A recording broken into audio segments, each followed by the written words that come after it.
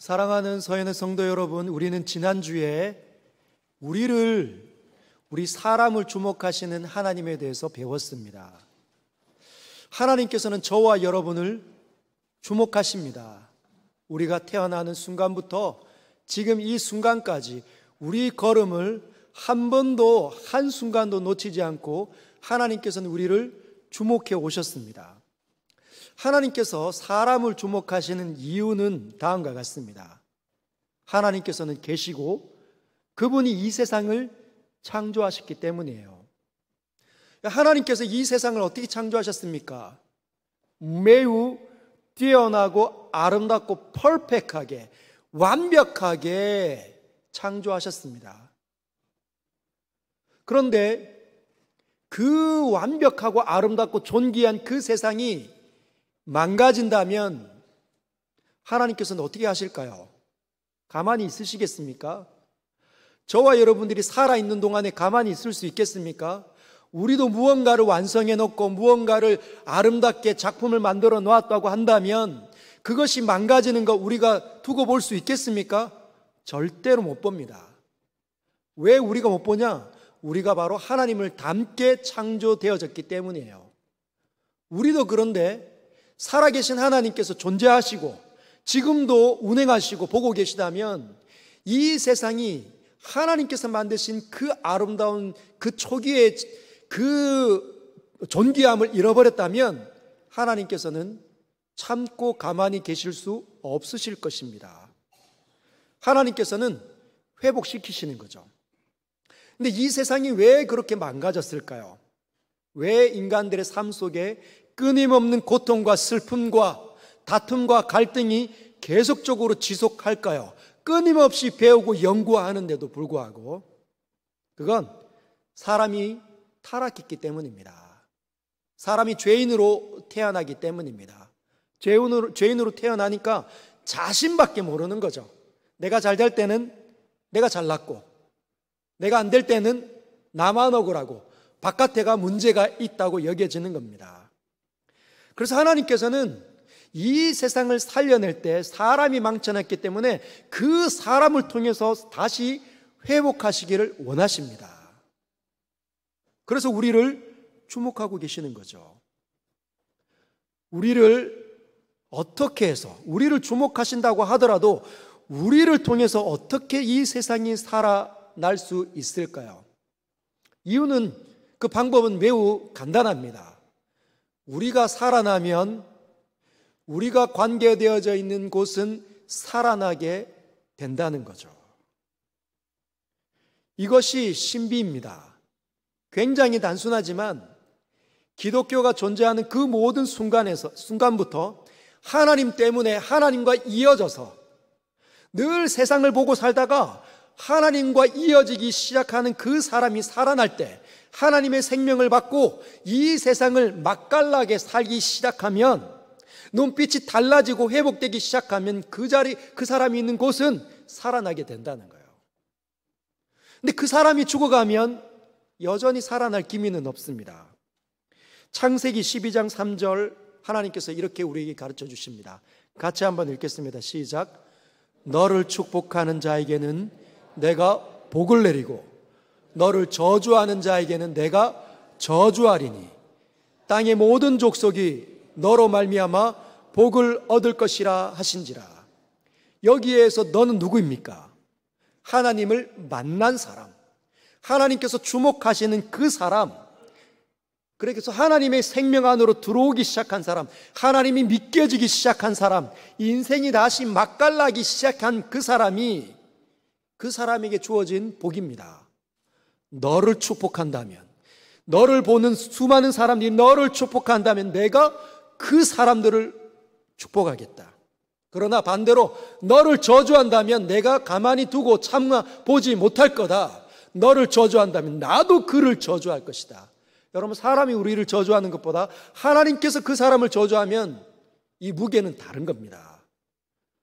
그래서 우리가 존재하는 한 하나님의 사랑을 이어받아 하나님을 믿는 우리가 존재하는 한 우리가 있는 자리는 어떻게 해요? 생명이 깃들 가망이 많습니다. 그게 우리의 자리예요. 저와 여러분들은 그런 자리로 부름을 받았습니다. 그런 목적을 가지고 우리를 살려내고 우리가 있는 자리를 살려내기 위해서 우리를 주목하고 계셨다는 것이죠. 그리고 우리의 인생을 이끌어 오고 계십니다. 근데 사람들은 잘 믿겨지지 않나 봐요. 아이, 설마 나 같은 사람을 어떤 사람들은 실력자이고 어떤 사람들은 재능이 많고 돈 가진 게 많아서 나는 좀 하나님 부르실 만하다 생각할 수 있는데, 어떤 사람은 가진 것도 없고 실력도 변변찮창, 그리고 어떤 믿음도 별로 없는 것 같아요. 이제 막 믿었기 때문에 설마 하나님이 나 같은 사람까지 나를 살려내고 내 주변을 살려내실까? 여러분, 하나님은 죽어가는 자를 살리시는 분이십니다. 그래서 그분의 이름이 여호와이에요. 여호와. 스스로 있는 자, 기원리, 처음과 끝이 없는, 처음과 끝이 영원으로 불려지는 분이 바로 우리 하나님이십니다. 그래서 상황을 일으키시고 사람들을 보내시고 우리의 생각을 자꾸만 수정하고 보완해서 결국은 우리도 살려내고 우리가 있는 자리를, 우리 자리에 있는 사람들을 살려내려고 하나님 함께 하십니다. 그것을 가리켜 하나님의 섭리라고 부릅니다. 하나님의 섭리. 여러분, 지금은 믿음이 좀 약하고, 그리고 내가 가진 것이 한계가 많고 염려도 하고 두렵고 힘들기 때문에, 답답하기 때문에 약간 그 모든 것들이 받아들이기 어렵다 하더라도 말씀을 기초해서 믿음을 갖추시길 주님의 이름으로 축복합니다. 하나님 권능자, 권능을 가지고 있는 그 전능자가 여러분을 다루어내리라 믿습니다. 그러면 하나님께서는 우리가 태어나는 순간부터 지금까지 한 번도 눈을 뗀 적이 없고 우리를 주목하고 계시고 지금도 우리 삶 속에 들어와 우리에게 간섭하시고 말 걸어 오시는데, 우리를 주목하고 계시는데, 그럼 그 주목을 받는 우리는 무엇을 해야 할까요? 우리는 무엇을 해야 합니까? 굉장히 쉽죠. 우리도 하나님을 주목하기 시작하면 됩니다. 한번 따라할까요? 하나님을 주목하는 사람, 하나님을 주목하는 사람. 우리가 하나님을 주목하기 시작하면 돼요. 여러분, 왜 그렇습니까? 하나님께서는, 이 관계는 항상 누군가가 찾아오잖아요. 그러면서 관계가 시작됩니다. 여러분들 남편을 만나실 때 어떻게 만나셨습니까? 여러분이 쫓아다녔습니까? 아니면 남편이 쫓아다녔습니까? 누군가는 쫓아다닌 사람이 있었어요. 물론 두 분이 같이 선을 보면서 마음이 동했을 수도 있습니다. 누군가는 더 마음을 쏟았겠죠. 그리고 전화를 하고 편지를 하고 열심히 마음을 두드립니다. 관계가 그렇게 시작이 돼요. 한쪽에서는 말 걸어오는데 그 듣는 다른 한쪽에서 마음을 걸어 잠그면 관계가 형성이 될까요? 안 됩니다. 절대로 관계가 형성이 되지 않죠. 어떻게 해야 관계가 형성이 됩니까? 마음을 열고 그 사람의 구애를 내가 받아줄 때, 그 사람의 마음을 받아줄 때, 내가 그 사람에게로 내 생각을 열고 그 사람에게로 들어갈 때 그 관계가 이어진다는 거죠. 하나님께서도 우리를 찾아와서 우리의 마음을 놓고 하실 때 그 관계가 이루어지는 것도 다 그렇습니다. 우리의 마음이 하나님을 만날 때, 하나님의 이 사랑이 우리 마음속에 밀려 들어올 때, 십자가가 사랑으로 느껴질 때, 많은 사람들이 십자가를 보면서 뭐야? 십자가 목걸이도 하고 십자가 귀걸이도 하지만 마음이 이어졌다고 말할 수는 없습니다. 어떤 사람이 마음이 이어졌을까요? 십자가에 있는 의미가 내 마음에 부딪히는 거예요.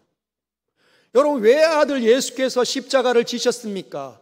우리를 구원하기 위해서, 우리 안에 있는 흐르는 모든 죄악들을 자신에게 다 뒤집어 쓰고 자신이 죄 덩어리가 되어 죄인으로서 십자가에서 죽으신 겁니다. 왜? 우리를 살려내기 위해서. 우리에게 흐르는 죄의 형벌을 감추기 위해서, 없애기 위해서 예수께서 친히 십자가에 달리신 거예요. 근데 믿음이 없으면 안 느껴집니다. 믿음이 안 생겼는데 어떻게 느껴집니까? 백날 들어도 믿음이 없으면 마음에 부딪혀지지 않으면 내 것이 되지 않아요. 그러나 마음이 부딪힌 사람은 그걸 나의 것으로 받아들입니다. 그 받아들이는 순간 눈이 번쩍 뜨기 시작하는 거죠. 점점 희미했던 하나님의 이 존재가 점점 선명해지기 시작하면 그걸 믿음이라고 해요. 믿음이 처음 주어지고 믿음이 점점점 선명해지는 거죠. 마치 어린아이가 갓난아기가 태어났을 때 엄마 아빠의 소리는 듣지만 그 엄마 아빠의 형성이 흐릿한 거죠. 그러나 이 시력이 분명하면 분명할수록 엄마와 눈이 마주치기 시작하는 것과 마찬가지입니다. 그래서 믿음이 점점점 선명해지면 보이지 않는 그 하나님, 존재하는 것 같이 여겨지지 않았던 그 하나님이 점점 여겨지는 것 같고 나와 함께하는 것 같게 시작이 되는 거죠. 그러면 관계가 시작이 됩니다. 주님의 소리, 주님이 함께하심, 주님의 간섭하심, 주님의 도우심, 주님의 은혜 주심, 주님이 이끄심, 그 모든 것들이 나에게 복으로 여겨지기 시작한다는 거죠. 그것이 주님을 주목하는 것의 특징입니다. 여러분에게 그 일이 일어나기를 주님의 이름으로 축복합니다. 우리 본문 한번 들어가 볼까요? 사도행전 14장 11절, 12절입니다. 같이 한번 읽겠습니다. 시작. 무리가 바울이 한 일을 보고 루가우니아 방언으로 소리질러 이르되 신들이 사람의 형상으로 우리 가운데 내려오셨다 하여 바나바는 제우스라고 하고 바울은 그 중에 말하는 자이므로 헤르메스라 하더라. 오늘 14장 11절을 보면 무리가 바울이 한 일을 보고 소리질러 이릅니다. 소동이 일어나기 시작했어요. 왜 소동이 일어났을까요? 광장 한 귀퉁이에서 늘 고개를 숙이고 손을 내밀어서 도와주세요, 한 푼만 도와주세요 해서 누군가 주면 먹고 안 주면 굶는 그 불쌍한 사람이 나면서부터 한 번도 걸어오지 못했기 때문에 남들의 도움 없이는 살아가지 못하는 그 불쌍한 사람이 단번에 걷기 시작한 겁니다. 누가요? 바울이 한 거예요. 기적을 일으켰습니다. 일어나 걸어라. 왜? 그 나면서부터 발을 쓰지 못한 그 사람이 다 시장 귀퉁이에 사람들 다 지나다니는데 귀퉁이에서 쳐다보고 있는 겁니다. 점점 마음이 열리고 귀를 쫀긋하고 집중하는 것이 보여지기 때문에 그가 이렇게 판단을 내린 거죠. 구원 얻을 만한 믿음이 저 사람에게 있구나. 그래서 바울이 다가간 거예요. 그리고 이야기한 겁니다. 일어나 걸어라. 그 사람이 걸은 거예요. 얼마나 기적입니까? 여러분 단순하게 생각하지 마십시오. 한 번도 못 걸으면 인대와 조직과 그 근육이 다 말라 있습니다. 다리가 가느다랗게 형성되어 있는 거죠. 근데 그 사람이 일어나 걷는다. 한 번도 물리치료를 받은 적이 없는 그 사람이 주나요법을 받지 못한 사람이 걷는다. 기적이 아니면 불가능한 것 아닙니까? 그 당시에 일어나 걷기 시작합니다. 주변 사람들이 놀라기 시작했어요. 웬일이래. 이 사람이 어떻게 걷기 시작하냐. 이 사람 저 사람 붙잡고 묻기 시작합니다. 누군가 이야기하는 것. 저 사람들, 우리가 보는 저 두 사람이 이 기적을 일으켰어. 여러분 그 두 사람을 루스라 사람들이 집중을 했습니다. 쳐다봤어요. 어떤 사람들이었을까요? 한 사람이 눈에 보입니다. 바나바가 어떤 사람일까요? 성품이 아주 뛰어난 사람, 온유한 사람, 그리고 잘생긴 분. 여러분 그런 얼굴이 여기서부터 머리부터 발끝까지 굉장히 귀티가 줄줄 나는 매우 선하게 생긴 그 사람이 딱 서 있는 거예요.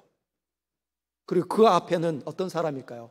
바울, 바나바보다 못한 외모, 머리는 좀 벗겨졌고 그리고 메브리코를 가지고 있는 그 한 사람이 고래고래 소리를 지릅니다. 바울, 왜 소리를 지를까요?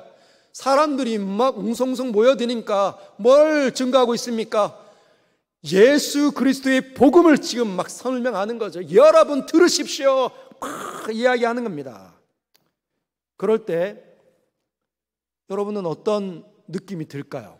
여러분들이 루스드라 사람들이라면, 한 번도 본 적 없는 사람들이 두 사람이 나와가지고 막 고래고래 지르고 인품 좋은 사람이 서 있으면 뭐라고 생각이 들까요?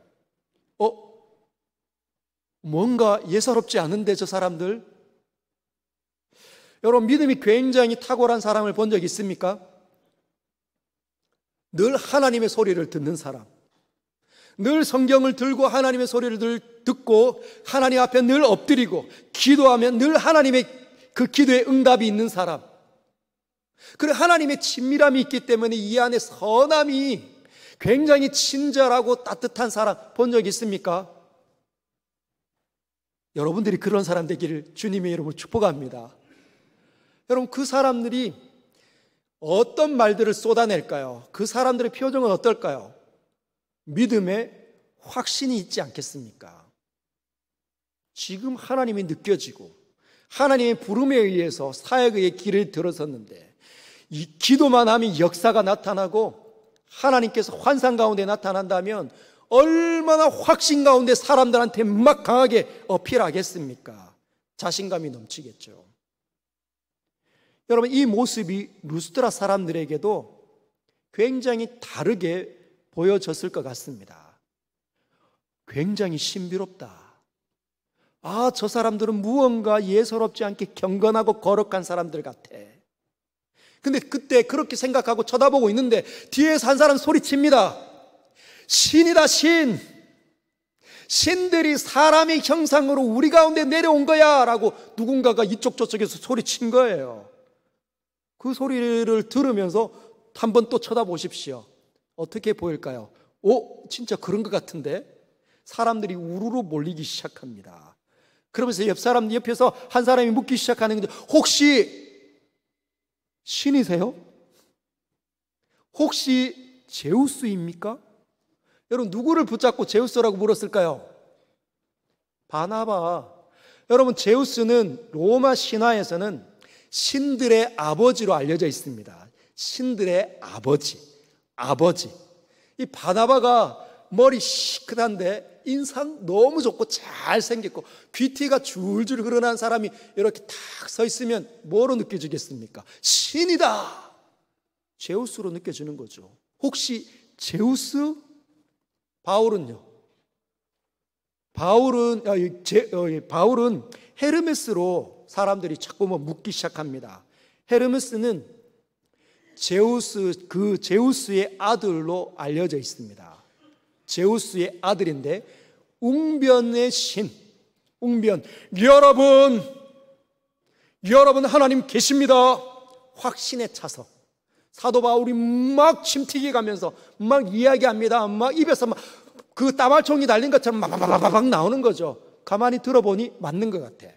논리가 있어요. 그래서 혹시 헤르메스 아닌가 그렇게 생각한 거죠. 여러분, 이 지금 루스드라 사람들이 이 반응은 이 나면서부터 발을 한 번도 써보지 못한 사람이 일어나 걸어다니는 이 모습 그리고 바나바와 바울의 모습을 보면서 이들에게는 적지 않은 충격을 받았습니다. 막 몰려왔죠. 그런데 여러분, 이들이 구원받을 만한 믿음일까요? 이들의 지금 행동이, 이 반응이 하나님께서 이들을 구원해 주셔야 되는 반응일까요? 아닙니다. 여러분, 이들은 그 기적에 매료돼 가지고 찾아왔지만 여전히 가치관이, 세계관이 변화되지 않은 거예요. 그들에게 신은 누구입니까? 그들에게 신은 제우스와 헤르메스, 포세이돈, 비너스, 이런 로마 신들이 신일 뿐입니다. 그들에게는 하나님에 관한 이 신의식이 아무것도 생성되지 않았어요. 그래서 바울과 바나바 팔을 붙잡고 열심히 묻지만, 매료되어서 달려왔지만 구원 얻을 만한 믿음이라고 성경은 소개하고 있지 않습니다. 여러분, 저도 참 많은 곳에서 목회를 하고 복음을 전하고 가르쳐 왔는데, 심지어 제주도까지 가서 3년 반 동안 거기서 만나는 사람들 틈틈이 복음으로 양육을 했습니다. 그런데 교회 안에 들어오는 사람들이 어떤 성향을 보면, 어떤 사람들은 구원을 받을 만한 믿음이 있는가 하면, 어떤 사람들은 그 복음의 매료가 되기는 했지만 구원받을 만한 믿음은 아직 형성되지 않은 사람들이 있더라고요. 이런 겁니다. 이 교회 사람들 참 좋은 사람이야. 나에게 복음을 증거하는 사람들 참 좋은 사람이야. 우리 고모 참 좋은 신앙인이야 라고 생각은 하지만 본인이 믿고 싶지가 않은 거예요. 나도 이 사람들처럼 되고 싶다라는 마음은 일어났지만 하나님을 사랑하지 않는다면, 예배 때 하나님의 소리가 내 마음에 울림이 없다면 그는 구원받을 만한 사람이 아닙니다. 그런 자리에 있지만, 그 기회를 얻고 있지만 아직까지 문이 열려지지 않은 것이지요. 여러분은 그런 일이 일어나지 않도록 하나님의 은혜를 사모하시길 바랍니다. 어제 장례가 있어서 영천에 다녀왔는데 가는 길에 저희가 교통사고를 당했어요. 일부 때는 이야기는 안 했지만 저희가 교통사고를 당했습니다.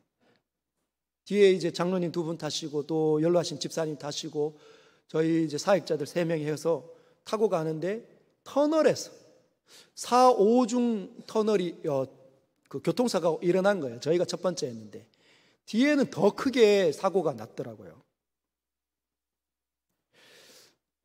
그런 생각을 했습니다. 참 죽고 사는 일이 한순간이구나. 좀 더 핸들이 틀려지고 옆에 지나가는 차와 부딪혔다면 우리도 어쩌면은 하나님의 부름을 받을 수도 있었겠다라는 생각합니다. 우리에게 찾아와 있는 이 기회는 계속 영원히 지속될 거라고 생각하면 안 됩니다. 내 마음에 흐르는 여전히 구습, 가치관이 변화되지 않고 세계관이 변화되지 않은 상태로는 하나님 나라에 들어갈 수 없다는 것을 여러분 분명히 인식하셔야 됩니다. 그래서 어떻게 하는 거죠? 이것이 기회인 줄 알고 기회를 붙잡아야 된다는 거죠. 하나님께서 루스라에 발을 쓰지 못한 사람을 구원하기 위해서 하나님의 사람들을 보내었을 때 그는 집중했고 쫑기 세웠고 마음을 쏟았고 결국은 구원받을 만한 믿음을 갖추며 기적까지 경험을 했습니다. 여러분들에게 그런 거룩한 하나님의 선물이 주어지길 주님의 이름으로 축복합니다.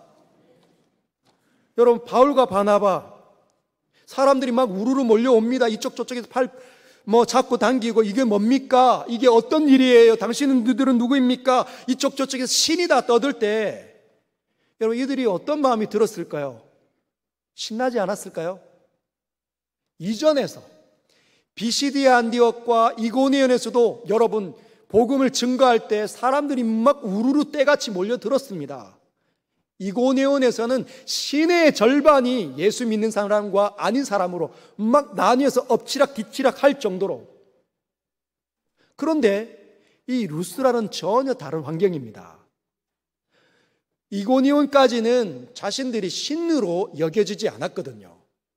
그냥 하나님 잘 믿는 어떤 한 사람들, 좀 예사롭지 않은 사람들, 거룩한 경건한 사람들로 여겨졌을 뿐이지 신으로는 아니거든요. 근데 이 루스드라에서는 자신들을 신으로 격상시키고 있습니다. 여러분들에게 이 누군가가 찾아와서 너 정말 어떻게 일을 했습니까? 정말 대단합니다. 막 넙죽 엎드리고 여러분을 정말 칭찬하고 여러분들에게 귀한 걸 대접하고 하면 여러분은 어떤 마음이 들까요? 우리는요, 어쩌면 즐길 수 있을 것 같습니다. 그 상황을 즐기려고 하는 사람들이 많을 것 같아요. 얼마나 재밌습니까? 얼마나 재밌습니까? 여러분, 그런데 사도 바울과 바나바는 다른 이 행동을 우리에게 보여줍니다. 14절 한번 보겠습니다. 14절 두 사도 바나바와 바울이 듣고 옷을 찢고 무리 가운데 뛰어들어가서 소리질러 이르되. 여러분, 지금 자신들을 지금 예배하려고 막 사람들이 찾아왔습니다. 바깥에 웅성웅성거리는 거예요. 그래서 나가보니까 제우스 신전의 제사장들이 예사롭지 않은 옷을 입고 있는 그 사람들이 와가지고 소, 양, 짐승들을 이끌고 오고 화환을 만들고 뒤에 무슨 어떤 성가대 같은 음악하는 사람들 데리고 오고 군중들이 막 몰려옵니다. 어이, 좀 빨리 좀 와. 빨리 해야 돼. 그래서 잘 좀 붙잡고 나가보니까 놀라운 일이 펼쳐진 거예요. 근데 바나바와 바울이 놀란 거죠. 그래서 뛰어들어가며 소리 질러 이릅니다. 여러분, 소리를 왜 지릅니까? 바나바와 바울이 여러분 차분하게 해도 되는데 소리를 질러 이를 정도로 매우 당했다는 겁니다. 여러분, 당황스러운 일을 만나면 소리 지르지 않습니까? 어제 사람들 전부 다 크게 소리 지르시더라고요. 커피도 막 엎어지고 물건들 다 앞으로 다 날아가더라고요. 소리 지르는 게 나타납니다. 근데 이 사람들이 지금 소리 지르는 것뿐만 아니라 그 듣고 옷을 찢습니다. 옷을 찢습니다. 옷을 왜 찢었을까요? 더워서? 여러분, 성경 속에서 이 유대인들이 옷을 찢는 이유는 두 가지입니다. 하나는 분노와 절망감을 느낄 때 옷을 찢습니다. 한 상황이 나에게 일어났는데 그것이 몹시 분노가 일어나고 몹시 절망스럽다면 옷을 찢어버린다는 거예요. 일어날 수 없는 일이 일어난 거죠. 두 번째는 회개가 필요할 때 옷을 찢습니다. 분노와 절망에 옷을 찢고 회개가 필요할 때 옷을 찢는 이 일이, 바울과 바나바가 이 일이 바로 그런 상황 속에 일어난 일로 인식했다는 겁니다. 회개해야 되는 거다. 여러분, 제사를 드린다. 이 지금 루스드라 사람들이 바울과 바나바에게 제사 드리고 예배하려고 했습니다. 여러분, 예배는 누구에게만 드립니까? 예배는 온 땅을 지으신 하늘과 땅의 주인이신 절대적인 주권을 가지신 하나님께만 드리는 것이 바로 예배입니다. 예배.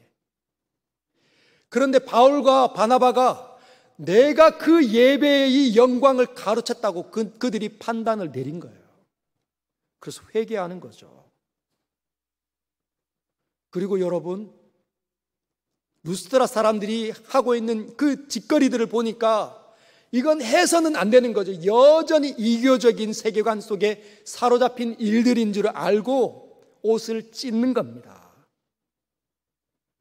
이 일을 통해 하나님께서는 우리에게 하나님을 주목하는 사람들은 이 일을 해야 한다고 가르치시고 계십니다. 첫 번째, 우리는 옷을 찢어야 합니다. 옷을 찢어야 한다. 여러분, 옷을 찢으시길 바랍니다. 옷 찢으려고 하니까 지금 찢으면 안 되겠죠? 여러분, 옷 찢는 행위를 뭐라고 얘기하냐면, 우리 하나님께서는 이스라엘 백성들이 틈틈이 분노와 절망과 회개 가운데 옷을 찢는데 시간이 지나면서 변질된 거예요. 그냥 형식으로만 옷을 찢는 겁니다. 마음은 쏟지 않고 옷을 찢으니까 하나님께서 요엘 선지자를 통해 이렇게 가르쳐 주십니다. 요엘 2장 13절. 너희는 옷을 찢지 말고 마음을 찢고 너희 하나님 여호와께로 돌아올지어다. 할렐루야. 너희들이 옷을 그렇게 찢었다고 너희의 마음은 어디에 있느냐? 옷을 찢는 행위에 합당한 마음까지도 나에게 돌아와야 한다. 주님 말씀하신다는 거죠. 그래서 여러분, 옷을 찢을 때 우리는 우리의 마음까지도 하나님 앞에 올려드려야 합니다. 첫 번째, 하나님을 주목하는 사람들은 나를 보고 옷을 찢을 수 있어야 합니다. 여러분 자신을 보고 옷을 찢을 수 있어야 합니다. 여러분, 사도 바울이 왜 옷을 찢었습니까? 하나님께 올려드리는 합당한 그 영광을 내가 가로챘다고 생각했기 때문에 옷을 찢었어요. 우리는 그들의 삶을 본받을 필요가 있습니다. 하나님 중심으로 살고 있는지 여러분 물어보십시오. 나는 하나님께 올려드려야 되는 합당한 영광을 올려드리고 있는지 여러분 물어보십시오. 여러분 이 예배를 점검해 보시길 바랍니다. 우리 예배를 드릴 때 정말 하나님 앞에 영광스러운 예배를 올려드려야 되잖아요. 여러분 계시록 5장 11절에서 14절은 우리에게 예배의 모습을 이렇게 이야기합니다. 사도 요한이 환상 가운데 본 겁니다. 내가 또 보고 들음에 보좌와 생물들과 장로들을 둘러선 많은 천사의 음성이 있으니 그 수가 만만이요 천천이라. 사도 요한이 마지막 하나님의 이 종말의 때에 하나님 보좌 앞에 섰는데 그 보좌를 둘러선 수많은 천사들의 모습을 봤습니다. 근데 천사들이 뭘 이야기하냐? 12절 큰 음성으로 이르되 죽임을 당하신 어린 양은 능력과 부와 지혜와 힘과 존귀와 영광과 찬송을 받으시기에 합당하도다 하더라. 천사들이 하나님을 영화롭게 하는 모습 봤다는 겁니다. 13절 또 환상 가운데 소리를 듣습니다. 내가 또 들으니 이제는 천사들이 아닙니다. 하늘 위에와, 여러분 하늘 위에 뭐가 있을까요? 하늘 위에와 땅 위에와 땅 아래와 땅 바다 위에와 또 그 가운데 모든 피조물이 이르되, 보좌를 둘러싸고 있는 천사가 아니라 우리가 보고 있는 이 만들어진 이 피조 세계에 있는 모든 피조물들이 이릅니다. 뭐라고?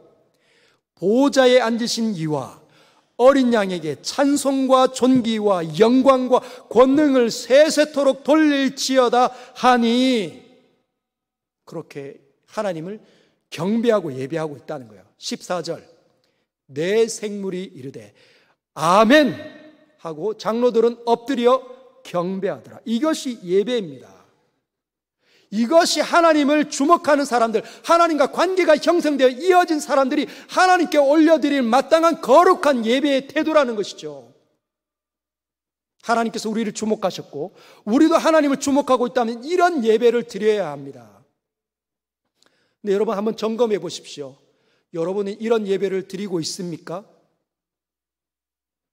혹시나 여러분들 혹시 지금 만약에 내 어린 자녀들이 옆에 있고 그리고 손자 손녀들, 그 아이들이 나와 함께하고 있다면 여러분 진짜 그 아이들에게 본이 되는 예배를 드리고 있다고 말할 수 있겠습니까?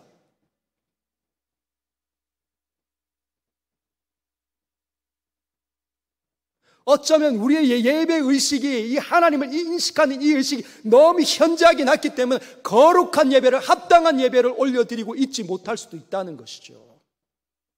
그래서 점검해 봐야 합니다. 가슴을 찢어야 되는 거죠.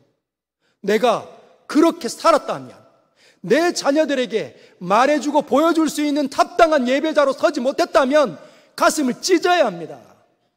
마음을 찢어야 된다는 거죠. 왜? 지금 하나님 보고 있기 때문에. 영원한 나라가 가까이 있지 않습니까? 언제든지 넌 여기까지다 하면 하나님 우리를 모두 다 부르실 텐데 누가 하나님의 앞에 영원한 시간을 살 수 있을까요? 하나님을 한 번도 제대로 경배하지 못한 자들에게 하나님 영원한 시간 속에 그 영광의 나라를 선물로 주시겠습니까? No way. 절대로. 하나님 다 아십니다. 뭘 중심으로 살고 있는지. 여러분, 이들이, 이 바나바 바울이 왜 갑자기 이 모습을 보고 즐거워하지 않고 즐기지 않고 소리 질러서 옷을 찢으면서 이야기했을까요? 그들은 하나님을 보고 살았기 때문에, 늘 하나님과 친밀했기 때문에 그 일을 하게 된 겁니다. 근데 하나님과의 이 관계가 제대로 이어져 있지 않으면 가슴을 찢기는커녕 그냥 어둠 속으로, 잠 속으로, 구습 속으로 여전히 흘러 들어갈 수밖에 없는 것이죠. 여러분, 요즘 사람들, 세상 사람들은 그 중심에 뭘 놓고 살까요? 하나님 믿지 않는 사람들, 세상 사람들 그 삶의 중심에 돈을 놓고 삽니다. 다 알잖아요. 돈을 더 많이 얻기 위해서 열심히 공부하고, 돈을 더 많이 얻기 위해서 좋은 대학 가고, 그 좋은 대학 나와서 그 백그라운드를 가지고, 그 실력을 가지고 좋은 직장에 들어간 이유가 뭡니까? 다 돈이잖아요. 근데 돈 많이 벌면 행복하고 돈이 줄어들면 불행하고 슬퍼한다면 그가 진짜 하나님 중심으로 살고 있다고 말할 수 있겠습니까? 그가 이 예배당에 와서 하나님 앞에 합당한 예배를 올려드릴 수 있을 거라고 생각하십니까? No way! 절대 못합니다.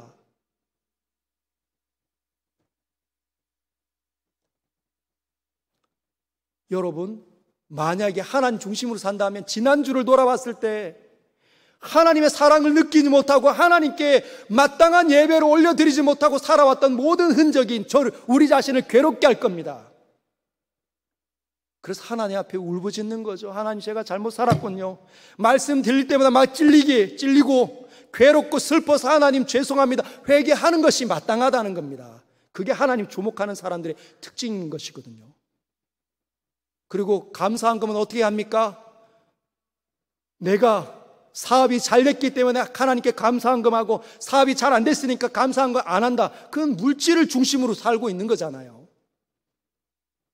하나님께서 지난주에 나에게 은혜를 많이 주셨고 나와 함께 하셨고 나에게 말 걸어주셨고 나와 동행하셨던 것들이 느껴질 때 감사하는 겁니다. 다른 사람들은 모르는 거죠. 다른 사람들은 저 왜 감사한 거 맨날 뭔가 좋은 일이 일어난가? 그 사람에게는 좋은 일이라는 거죠.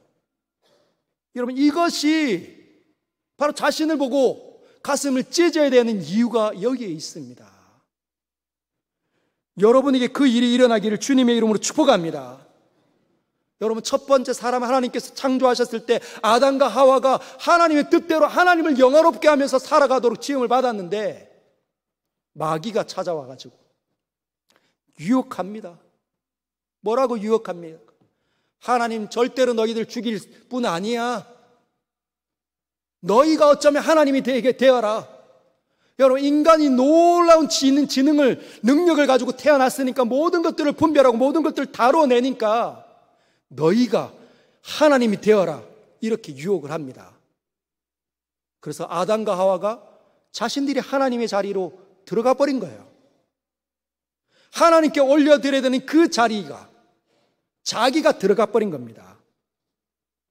그래서 죄인으로 전락했고 그 아담과 하와의 후손으로 태어나는 모든 사람들은 그런 삶을 살고 있는 거예요.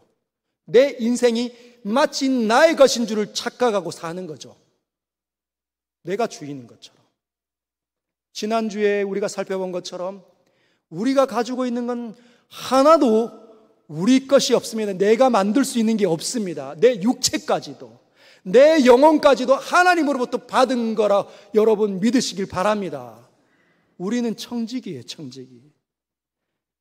하나님께 영광을 올려드리지 못하면 그는 자기가 주인인 것처럼 사는 영락없는 세상 사람들하고 똑같은 삶을 살게 될 겁니다. 두 번째, 첫 번째는 우리가 내 자신을 보고 가슴을 찢어야 된다면 두 번째는 우리 주변을 보고 옷을 찢을 수 있어야 합니다. 여러분, 기적의 원천이 어디였습니까? 하나님이잖아요. 근데 루스드라 사람들이 막 사도 바울과 바나바에 와가지고 절을 하려고 하니까 그 사람들의 이 삶을 보면서 애통한 마음이 일어난 겁니다. 거룩한 절망과 분노가 일어난 거예요. 어떻게 이 좋은 기회를 이렇게 무참히 흘러보내는가? 여전히 세상 속에 살던 그 오래된 그 가치관이 변화되지 않는가? 답답해서 옷을 찢는 것이죠. 여러분, 우리도 그럴 수 있어야 합니다. 우리가 하나님 믿는다면, 하나님과 이어져 있다면 내가 서 있는 그 자리에 나에게 붙여져 있는 사람들을 보면서 그들이 여전히 하나님을 사랑하지 않고 자신 뜻대로 살아가고 있다면 우리는 그들의 모습을 보면서 가슴을 찢어야 합니다. 그래야 그들이 살아나지 않겠습니까? 그들을 보면서 마음이 하나도 아프지 않아. 내 자녀들이 신앙생활을 제대로 하고 있지 않다. 근데 가슴을 찢지 않는다. 그들이 살아날 수 있겠습니까? 그들이 왜 신앙이 있는 부모 밑에 태어나도록 하나님께서 섭리하셨을까요? 하나님을 경험할 수 있는 예배자로 서도록 하나님께서 섭리하신 거잖아요. 근데 우리가 그렇게 살지 못한 거예요. 너희 예배 제대로 드려야 된다. 그렇게 말할 자신이 없는 겁니다. 왜? 합당한 예배를 제대로 드리지 못하고 살아왔기 때문에. 여러분, 우리 자신의 이 마음에 있는 옷을 찢어야 합니다. 그래야 내가 있는 자리가 밝아지고 살아난다는 거예요. 내가 가슴을 찢으면 나도 살아나고 그 살아난 나를 통해서 내 주변이 밝아지게 되어져 있습니다. 근데 그것만 하면 안 돼요. 15절 또 있습니다. 15절 같이 읽겠습니다. 시작. 이르되 여러분이여 어찌하여 이러한 일을 하느냐? 우리도 여러분과 같은 성정을 가진 사람이라. 여러분에게 복음을 전하는 것은 이런 헛된 일을 버리고 천지와 바다와 그 가운데 만물을 지으시고 살아계신 하나님께로 돌아오게 함이라. 지금 바울이 뭐라는 거? 옷만 찢은 게 아니라 애통이 한 것만이 아니라 그들에게 다가가서 설득하고 있습니다. 그들에게 제대로 된 가치관을 심어주고 가르치고 있다는 거예요. 여러분, 자녀들이, 사랑하는 배우자가, 부모님이 믿음의 자리에서 이탈하고 있다면 여러분 가르치십시오. 가슴을 찢고 하나님 앞에 다시 회개하고 살아난 그 거룩한 은혜로 가서 말을 하시길 바랍니다. 설득해내십시오. 그런데 많은 분들이 잘 못하려고 하더라고요. 왜 못하려고 하는지 아십니까? 왜 자신감이 떨어지는지 아십니까? 내가 그렇게 살지 못했기 때문에, 내가 합당한 예배자로 서지 못했기 때문에 너무 부끄러워서 이런 말 들을까 봐 엄마나 좀 예배 똑바로 드리세요. 근데 지난주에 조는 거 다 봤어요. 할머니나 좀 제대로 예배 드리세요. 이런 말 할까 봐, 이런 말 들을까 봐. 왜? 내가 그렇게 살았으니까. 그래서 말을 못하는 겁니다. 여전히 돈 이야기하고 돈이 많이 들어오면 행복하고 돈이 적게 들어오면 불행한 모습을 내가 보였으니까 자녀들에게 그 신앙의 비밀을 알려주기가 부끄러운 거죠. 그러면 말 못합니다. 누가 말할 수 있겠습니까? 내가 못 살았는데. 부끄러워서. 샘플링이 되어주지 못해서. 그때 여러분 이 구절을 기억하십시오. 우리도 여러분과 같은 성정을 가진 사람이라.